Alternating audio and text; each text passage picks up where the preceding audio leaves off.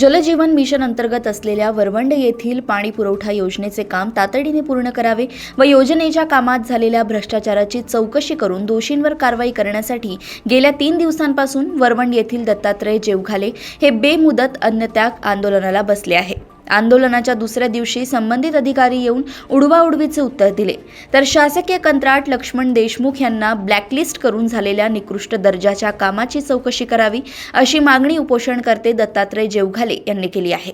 आज उपोषणाचा 3रा दिवस असून अद्यापपर्यंत आरोग्य विभागाच्या कर्मचाऱ्यांनी उपोषण मंडपाला भेट दिली नसल्याचे हे जेवघाले यांनी सांगितले।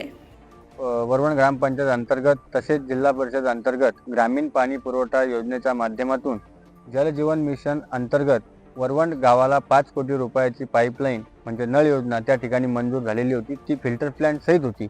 अद्यापपर्यंत कुठल्याही प्रकारचं काम जवळपास 20 ते 25% काम या योजनेचं आतापर्यंत पूर्ण झालेलं आहे।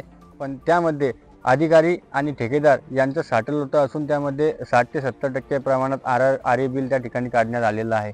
आमचं म्हणणं या ठिकाणी असं आहे की अद्यापपर्यंत काम पूर्ण व्हायला अपेक्षित होतं। आज 2023चं हे 2023ला त्या ठिकाणी मंजुरात मिळाली होती। आज 2025 उलटून गेलं आणि मार्च एंडिंग या ठिकाणी सध्या महिना सुरू असताना सुद्धा अद्यापपर्यंत काम पूर्ण या ठिकाणी झाले नाही। या कामामध्ये प्रचंड प्रमाणात मोठा भ्रष्टाचार या ठिकाणी आढळून येत आहे। त्या ठिकाणी अधिकारी आणि ठेकेदार यांचं साठल होतं असून ते काल या ठिकाणी आले होते। त्यांनी उडवाउडीचे उत्तर दिले।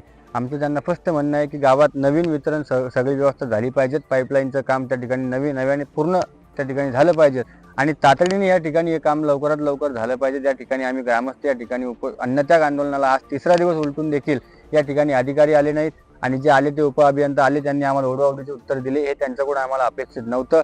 या ठिकाणी त्यांनी यावं व जे काय आमचं म्हणणं आहे ते समजून यावर तातडीने तोडगा त्या ठिकाणी काढला पाहिजेत, अन्यथा प्रशासनाला या ठिकाणी सामोरं जावं लागेल। या ठिकाणी आज अनेक मोठ्या संख्येने या ठिकाणी ग्रामस्थ उपस्थित आहे।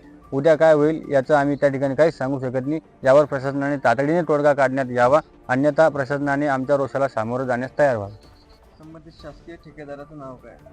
संबंधित शासकीय ठेकेदार लक्ष्मण देशमुख राहणार खामगाव यांनी या कंत्राट घेतलेला आहे। पण ते अद्यापपर्यंत अजून कंत्राट म्हणजे त्यांनी चौकशी सुद्धा केली नाही, पाहायला नाही आले। ते माणसं त्या ठिकाणी त्यांचं काम सुरू आहे। अनेक ठिकाणी त्यांनी या पाईपलाईनचं असे जलजीवन मिशनचे कामं घेतलेले आहेत। सावळा सुंदरखेडची पाईपलाईनचं त्यांनी सगळा बट्ट्याबोळ केलेला आहे। आज रोजी आमच्या वरवंड गावाचा सुद्धा पाईपलाईनचा धिंगाणा आतापर्यंत सध्या तर झालेला आहे।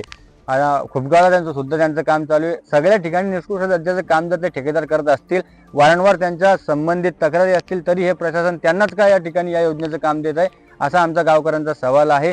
तर ते जे कंत्राटदार आहेत लक्ष्मण देशमुख खामगाव यांना ब्लॅकलिस्टेड करावं सगळ्यात प्रथम आमची मागणी या ठिकाणी आहे। तरी प्रशासनाने आम्हाला आता आज येणार असं कळलंय। अजून आमचं मेडिकलला सुद्धा या ठिकाणी डॉक्टर वगैरे कोणी आलेलं नाही। तर बघू आता काय होतं, तर त्यावेळेस त्यावेळेस सांगू।